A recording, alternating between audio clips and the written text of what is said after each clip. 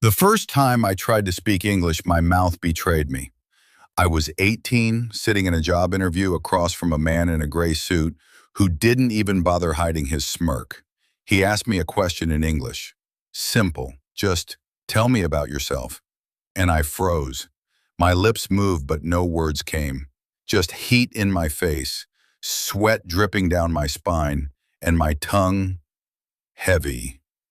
I stared at the floor, heart racing. When I finally managed to speak, it was broken, disconnected, like a child reading random words from a dictionary. He looked away halfway through my answer. His pen stopped writing.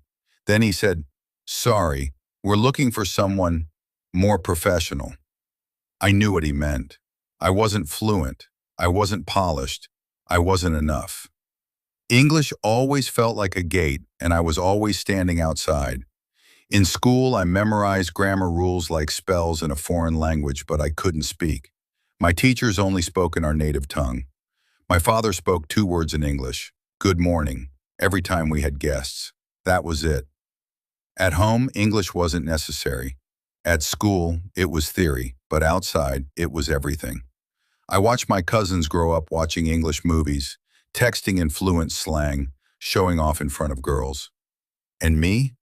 I stayed quiet. I remember my uncle once asked me to introduce myself to his boss. Just a polite sentence. I tried. Myself, Ramesh. They laughed, right there, in front of everyone. My uncle said, "This boy can't even talk properly. Shame." That night I cried with my face in the pillow, not because of what they said, but because it was true. There's a kind of silence that can break a man. Mine came on the day I lost the call center job.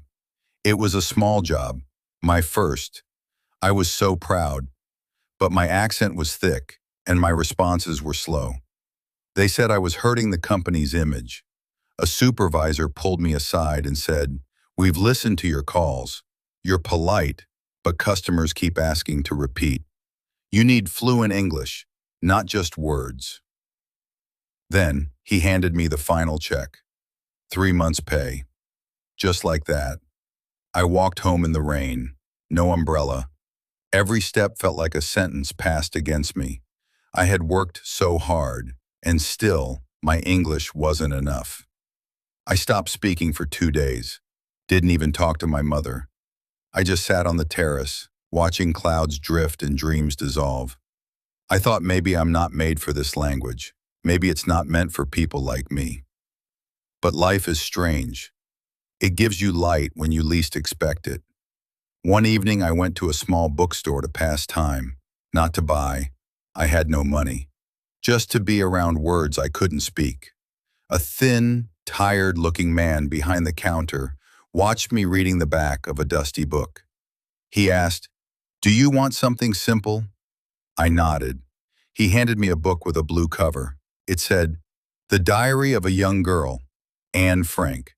I told him, I can't read big words." He smiled.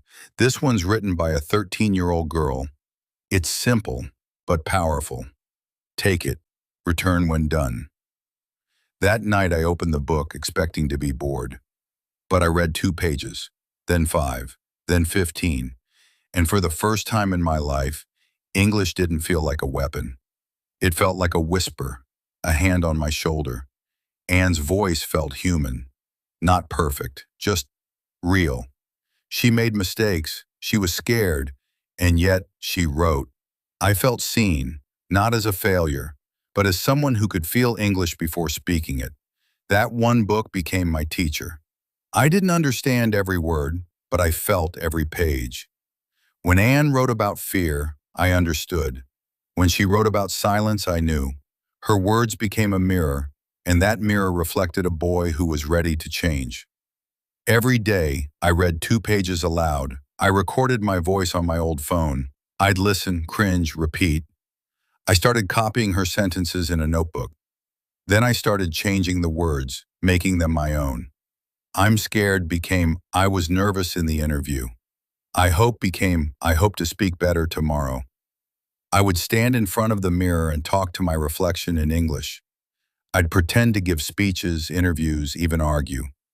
At night, I'd whisper her words under the blanket, like a prayer.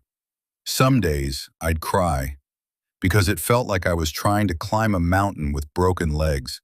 I'd mispronounce, I'd forget, I'd feel stupid. But then I'd read a page again, and I'd feel Anne's courage bleeding into me. Her courage became my fuel, her diary, my scripture. 6 months later, I went for another interview, another call center. The man looked strict. He asked the same question. Tell me about yourself.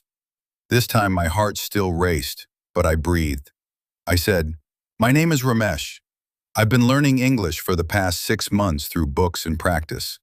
I may not be fluent yet, but I'm improving every day. There was a pause. He looked surprised. Then he smiled and said, that's honest. Good attitude.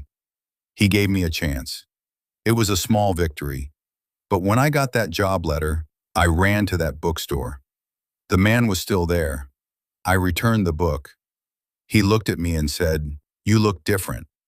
I said, I feel different. And I meant it. Today, I can speak without shame. I still make mistakes. My accent isn't gone, but now my voice is strong. My words have weight. That one book written by a scared girl hiding in an attic taught me more than any school or course.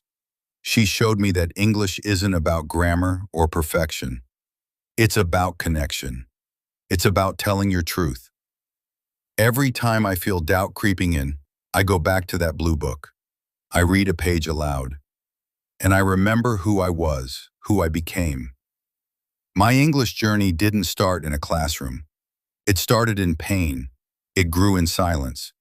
And it bloomed in a diary written by a girl who never gave. If you're listening to this and you've been mocked, rejected, or feel broken because of your English, I know what that feels like. But I also know you don't need to be perfect. You just need one book, one sentence, one reason to keep going. If speaking fluent English has been a struggle for you too, I know how it feels. I went through it too. But one small thing changed my life, something I still use. I've left a special link in the description for you. Don't forget to check it out. Thank you, friends.